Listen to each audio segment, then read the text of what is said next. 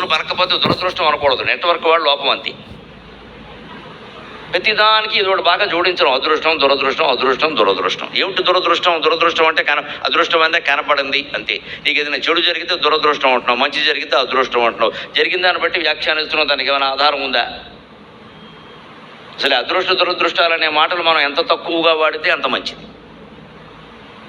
హేతుబద్ధంగా తార్కికంగా ఆలోచిస్తే అన్ని విషయాలు తెలుస్తాయి.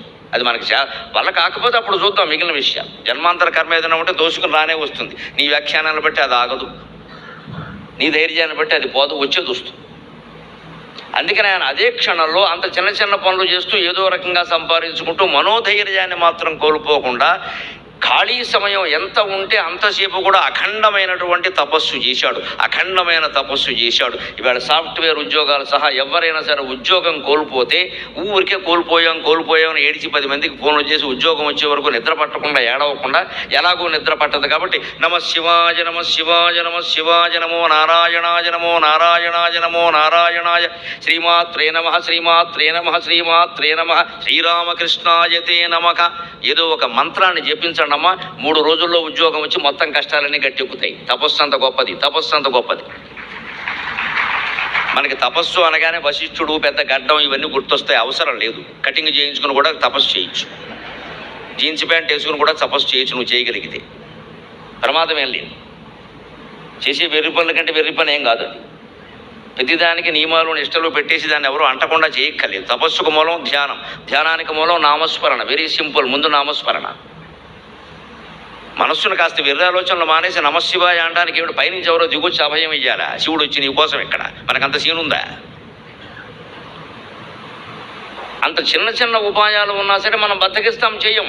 వచ్చిన వాళ్ళందరి దగ్గర నా ఆస్తి పోయింది, నాకు వ్యాపారంలో నష్టం వచ్చింది, ఏమిటో దేవుడు కూడా దయ చూడలేదు. దేవుడు దయంతా నీ మీద ఉండాలా. చిన్న నా బొచ్చకు శ్రీరామ రక్ష అని. నువ్వు చేసే వ్యాపారానికి మొత్తం హనుమత్ సీత లక్ష్మణ భరత శత్రుఘ్న సమేతంగా రామచంద్రమూర్తి ధనుర్బాణాలు పట్టుకోవాలా? నువ్వు అంత గొప్ప వ్యాపారివా? మా సాహిత్యంలో సామెత ఉంటుంది, కల్తీ చేయని వ్యాపారం లేట, కాపీ కొట్టని కవి లేట. మేము చెప్పుకోకూడదు కానీ నాకు అన్నీ చెప్పేయడం అలవాటు. సాహిత్యంలో సామెత ఇది, కల్తీ చేయని వ్యాపారం లేడు, కాపీ కొట్టని కవి లేడు అన్నారు. ఊరికే చెబుతూ ఉంటారు కబుర్లు, అది రాసాం ఇది రాసాం. తీరా వెనక్కి చూస్తే శంకరాచార్య దగ్గర ఎక్కడో ఉంటుంది ఆ మాట, కాపీ కొట్టేసాం జపం విషయం.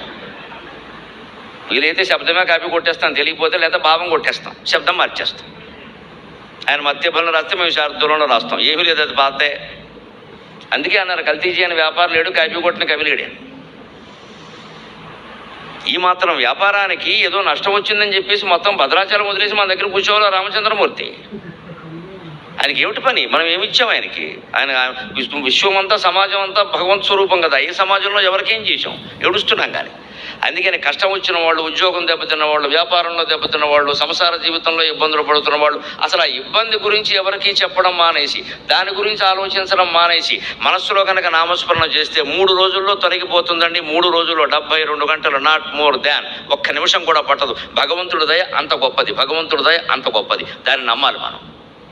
అందరికీ భక్తి ఉంది, ఆస్తికత్వం ఉంది, దండాలు పెడుతూ ఉంటాం, నమ్మం అసలు. మనకి ఏదైనా చెయ్యాలా, చేయగానే వెంటనే స్విచ్ చేయగానే లైట్ వేసినట్టుగా ఇలా మనం పద్యం పాడగానే వెంటనే రాముడు వచ్చేసి ఏమిటి అబ్బాయి అని అడగారు. ఇక్కడ ఫోన్లే పలకట్లేదు, దేవుడు ఎక్కడ వస్తాడు? అలాంటి నిదర్శనాలు ఉండవండి, సామాన్యమా అది. మరిన్ని లేటెస్ట్ అండ్ ఇంట్రెస్టింగ్ అప్డేట్స్ కోసం మా ఛానల్కి సబ్స్క్రైబ్ అవ్వండి. ఈ వీడియో మీకు నచ్చింది